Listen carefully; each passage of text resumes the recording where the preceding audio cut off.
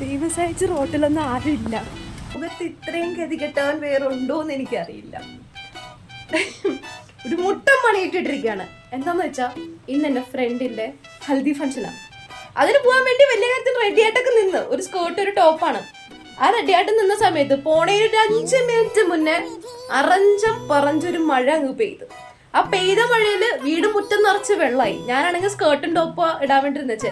സ്കേർട്ടിന്റെ എന്റെ കയ്യിരിപ്പുണ്ട്. ഇപ്പൊ ഉള്ള എന്റെ കോലം എങ്ങനാ നിങ്ങക്ക് അറിയണോ? ഒരു പാന്റും ഒരു ടോപ്പും കയ്യില് മിടി. എന്തിനാന്നറിയോ? കാറി കയറുമ്പോ എടുത്തിടാൻ വേണ്ടി. അല്ലാണ്ട് വേറെ നിവൃത്തിയില്ല. ഇങ്ങനത്തെ പണികള് എനിക്ക് മാത്രമാണോ അല്ലെങ്കിൽ നിങ്ങൾക്കും കിട്ടാറുണ്ടോ? എനിക്കറിയാൻ പാടില്ല. ഞാൻ ഇവിടെ കൈവച്ചാലും ഇതാണ് എന്റെ അവസ്ഥ. ഫ്ലോപ്പ് എന്ന് പറഞ്ഞാൽ അട്ട ഫ്ലോപ്പ് ആയിക്കൊണ്ടിരിക്കുകയാണ്. ഇപ്പൊ ഇടുന്നുണ്ടെങ്കിൽ ഇട്ട മേക്കപ്പ് ഒളിച്ചിരി വീർക്കാനും തുടങ്ങി. ദൈവം സഹിച്ച് റോട്ടിലൊന്നും ആരുമില്ല. അങ്ങനെ ഒരു കണക്കിന് ഹോളിലെത്തി. എൻ്റെ കൂടെ മിന്നുണ്ട്, ഞങ്ങളുടെ ലായ്മോളും ഉണ്ടായിരുന്നു കേട്ടോ.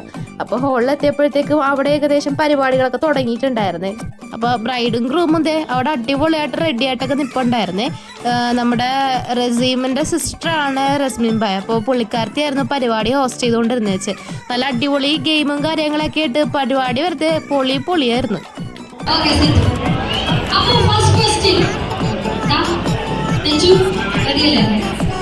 അപ്പൊ കുറെ നാളായി നിങ്ങളുടെ കല്യാണം ഉറപ്പിച്ചു വെച്ചിട്ടല്ലേ?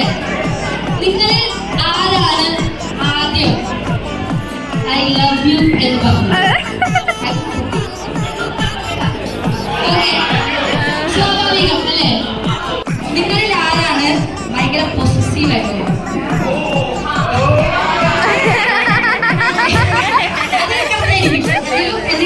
എക്സ്പ്ലോസീവ്. നിങ്ങളിൽ ആർക്കാണ് ക്ഷമ കൂടുതലാണ്?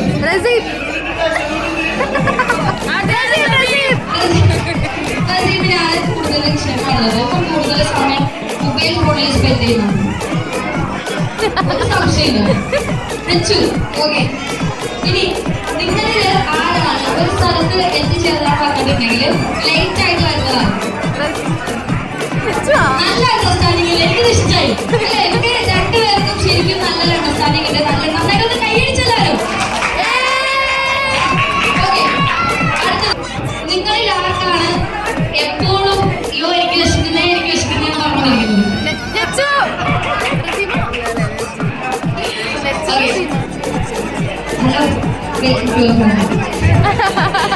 അപ്പോൾ ഗെയിമൊക്കെ കഴിഞ്ഞു. ഇതായിരുന്നു നമ്മുടെ ഗ്രൂമിൻ്റെ ഫാമിലി വരുന്നത്. അവർ ഫുൾ സെറ്റായിരുന്നു. ഞാൻ വരുന്നതിന് മുന്നേ തന്നെ ബ്രൈഡിൻ്റെ ഫാമിലിയുടെ ഫോട്ടോഷൂട്ടൊക്കെ കഴിഞ്ഞാൽ എനിക്കത് ക്യാപ്ചർ ചെയ്യാൻ പറ്റിയില്ല. അടുത്ത കലാപരിപാടി ആസ് യൂഷ്വൽ നമ്മുടെ ഗ്രൂമിനും ബ്രൈഡിനും ഒരു ടാസ്ക് കൊടുത്തു. ഡാൻസ് കളിക്കുക. ഫ്രഷ് ഐഡിയ അല്ലേ?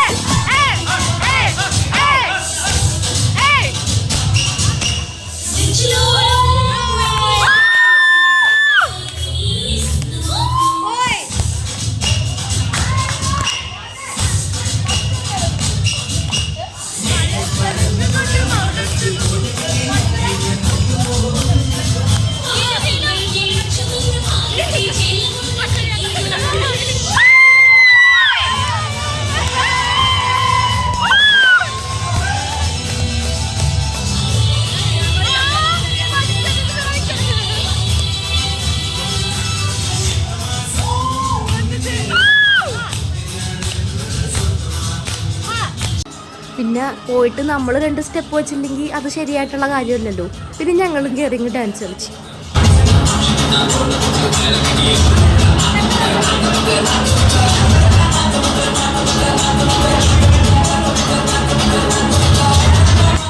അങ്ങനെ ഇപ്പോൾ ഡാൻസ് കളിച്ച് അടിച്ചു പൊളിച്ച് ഇന്നത്തെ പരിപാടി ഇവിടെ അവസാനിച്ചു കേട്ടോ.